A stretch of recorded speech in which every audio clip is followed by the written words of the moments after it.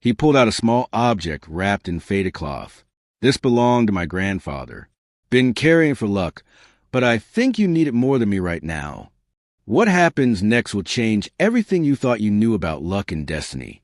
Marcus unwrapped the cloth to reveal an antique coin, tarnished with age but bearing an inscription he could barely make out in the dim store lighting.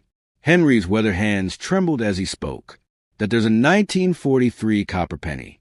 My grandfather found it in France during World War II. Saved his life more than once. He always said, "Maybe it'll bring you some of that same luck." Marcus tried to protest, but Henry held up a firm hand. That coin's been waiting for the right person, and I believe that's you. Anyone willing to give their last penny to a stranger deserves whatever good fortune the universe has to offer.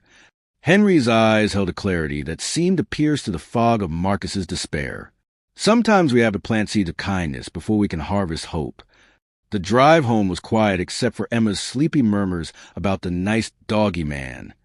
Marcus kept glancing at the penny sitting on his dashboard, its copper surface catching the streetlight in ways that seemed almost magical.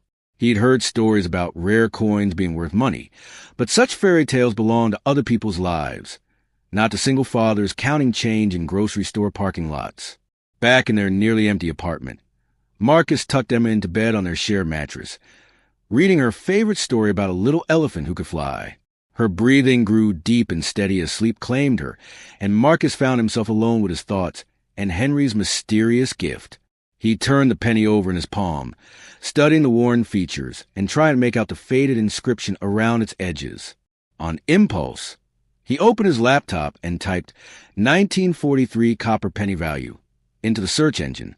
What appeared on his screen made him blink and refresh the page, certain he'd misread something.